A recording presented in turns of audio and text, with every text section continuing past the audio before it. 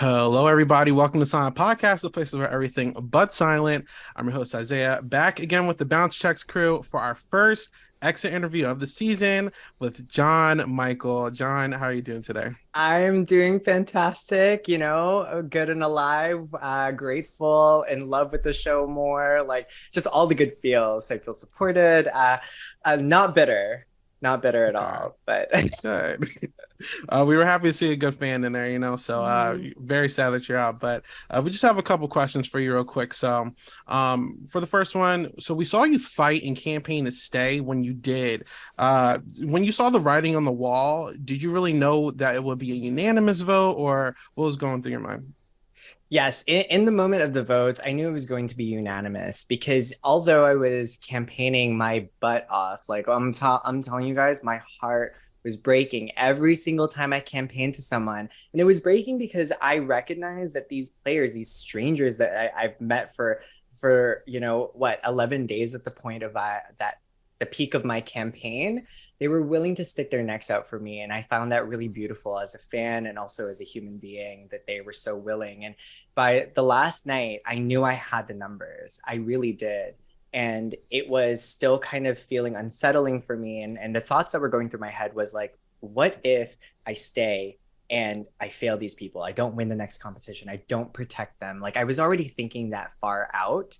And so when the final moments right before the live eviction, um, I made sure to promise these people that if it wasn't going to happen, I wanted them to vote with the house because it's a lot more dangerous to accidentally have the numbers flip and now your guys are large targets and it is what it is.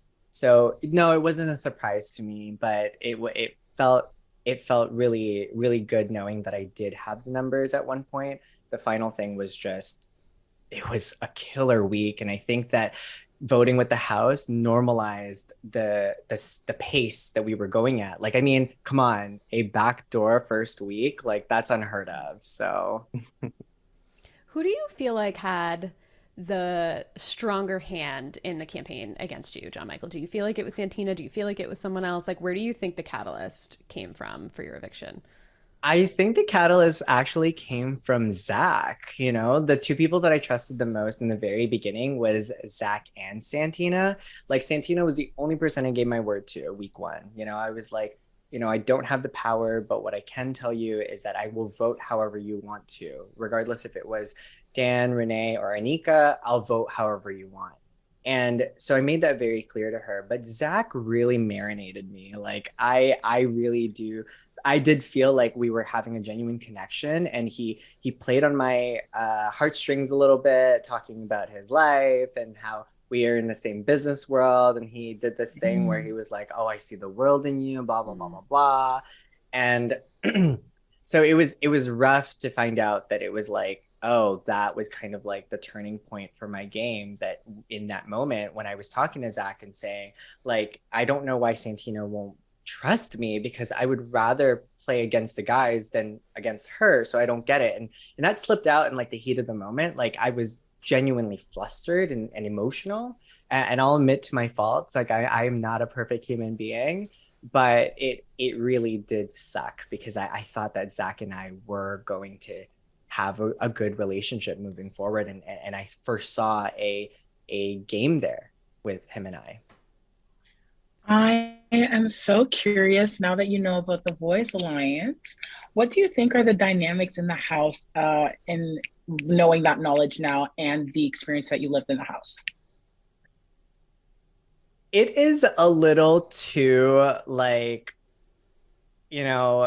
cookie cutter for me. Like, of course, there's a boys' alliance. Like, bleh, so boring. And that's why, like, I really surrounded myself with people like Claudia, who, like, you guys don't get to see these moments where I'm taking a breath after a workout, and Claudia goes, "We have to like deal with the guys. I think they're all working together." And I'm like, I like the way you think, girl. I like that. Okay, okay. And so the women in there, I'm gonna give them all the credit because they're not blind to it. Okay. They see it for what's there, they know what's going on. And in my final hours, I drove it home. I reminded them through and through. I was like, please remember what happened to me. Let it fuel you. Don't get lost in the sauce. Don't let these things, these men, I just call them things. Don't let these men confuse you in what's going on here. Like, you know what's going on, and let it drive this catalyst. And although I wish that I was there to fight the good fight, and I'll do all the dirty work for them, at the end of the day, I think this was the safer choice for everyone's game. Jam, so how did you feel when Satina put you up, right? Because I felt like you definitely were trying to rock with that. Obviously the whole threat of boys and lines that, kind of put people, her off. How did you feel about that? It felt so incorrect. Like, I have no problem like understanding many things. Like, you give me, I'm not a mathematician, but you give me a quadratic equation and I can figure that out. And still yet to this point, like, I have no idea why she gunned for me so hard. And I know that regardless of someone being in her ear, like, I don't think she's really thinking like steps ahead. And I don't know if that speaks to her mental capacity or how her game is going to play, but it did feel a little too real in the sense that, like, as someone who is diverse and different in many ways, I was targeted. When you're different in life, and I'm saying this out of my heart, when you're different and you show strength, people quickly look at that as a threat. And it just felt too real for me. And that's what hurt more than being put on. I'm not afraid of being on the block. I know what I signed up for. And the fact that there are 3 people on the block, my chances and odds, I mean, I'm not a mathematician, but I'm pretty sure that increases your chances of going up on there. But that was like so hard for me to like really, is this, what is this, 2016? Like, what are we doing, And I'm sure you guys saw that moment. I really got heated with her when she sat in there pretending like this was okay. Like, I'm like, you're walking into my bedroom now, pretending like I'm supposed to be okay with this. I was really challenging her. I'm like, if everything and anything that you know about me and what I brought to the table, you really think that I would go after a powerful woman? After the fact now, I don't really think that's the right phrase that I should have used, because considering she was played, really happy that that's happening. So it's a little, so excited to see you next week, girl. We'll see. Work. Okay, so I want to do a quick little game with you. Like, we're gonna call it BB Can Superlatives. So you just give me the house guest you think it is, and if you want to elaborate, please go ahead. So the first one is, yeah. So the first superlative is, who do you think is the sneakiest player? Ooh, I'm gonna say the sneakiest player right now is Anika. Anika is a floater. I would have targeted her right off the bat. Like, I don't like floaters. Actually, I'm a believer in floaters getting a life vest. Hashtag Rachel Riley fan. When she coined those words, that was history, baby. And if you don't know that, you need to look it up. And quite frankly, I identified her as a floater. I instantly saw the switch when she got pulled off the block and she was kissing their ass. I was like, I don't like this. This is sneaky. And I'm sure, actually it's funny. In my last hours there, she was like crying to me. She like came up to me. She's like, I just want to tell you that like I may have said things about you before getting to know you, and I'm so sorry. I'm like, and I'm just standing there like, that's okay, no problem. Like, totally feeling like numb, because like that's not how I played my game, right? That's not what I did behind the scenes. And the only really like sneaky thing that I've done or said was that I was jaded by what Satina did to me, and that's correct. Like, who puts up their partner up on the block as a back door? Like, it was interesting to watch for sure. I'm gonna give you my second superlative, which is, who do you think is the most underrated player currently? Underrated player currently kind of falls between Kuzi and Claudia for me. So both of them are being like, they're just underestimated. But as I got to know them and we have like these game chats, they know what's going on. Like, even Claudia, like I started doing like hashtag Tadia for a little bit while I was in there. And I just kept, challenging her mindset. I'm like, you're sure he's not in your head? Are you sure you're thinking for yourself?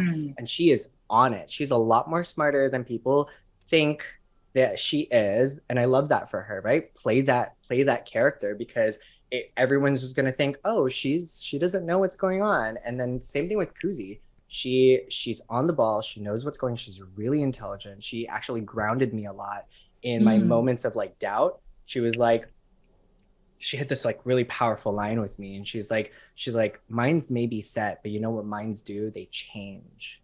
And I was like, oh, Kuzi, I like, God brought you to me for this reason, and I'm so happy to have met her. And there's going to be a Kuzi and JM relationship after this. It's still happening now. It's just on pause, but I'm really rooting for those girls. Honestly, I wanted to congratulate you for even making it this far. So many people applied, and you were one of the first. Like, you're a part of this amazing season, and you did have an impact. Everyone on Twitter was talking about you. I personally was tweeting about you, calling you icons and all good things. You were giving what it was supposed to give. So I'm sad to see you go, but I'm really excited that you are giving us all this information and all this tea that we needed as fans. Absolutely. And there's more where that came from. So I'm excited to get these thoughts out of the way, and I won't be shy to speak on what's happening in the house. So well, John Michael, that's a really good segue, because a few of us here are streamers. I know you're a streamer. Give us a plug for your stream. Like, shout it out there. Shout it from the rooftops. Yeah. So I use Twitch. My stream right now is under a gamer tag, which is Nool Prime. That's NOOLPRIME. That's it just comes from a really tender place as a gamer. You can find me on Instagram as well at It's John Michael, and then on Twitter it's John_Michael. I'll be on there chatting up a storm.